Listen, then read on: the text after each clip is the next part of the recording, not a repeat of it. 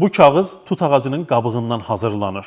2000 il əvvəl Çinlilər kağız əldə ediblər ilk dəfə və 2000 ildir eyni metodla kağız hazırlayan emalatxanalar var. Bu da onlardan birində hazırlanıb. Çinlilər nəyi kəşf edirlər?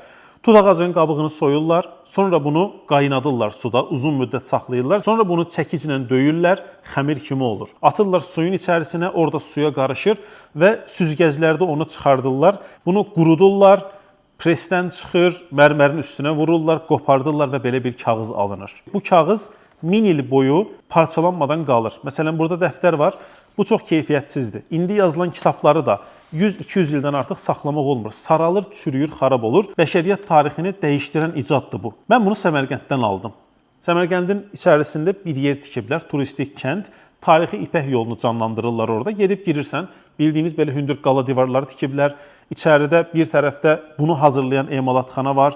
Mərhələ-mərhələ göstərilir orada, sənətkar izah eləyir və bunu ala bilirsiniz hədiyyəlik əşya kimi. Bir tərəfdə keramika düzəldən ustalar var, bir tərəfdə hazır keramikaların içini boyayan sənətkarlar var ki, Özbəkistana özəl bu kasalar da ya da boşqablar onların içi rənglənir. Restoranı və s. belə. Yəni Səmərqəndə gedəndə həmin dediyimiz o mərkəzə gedib bunun hazırlanmağı ilə tanış ola bilirsiniz.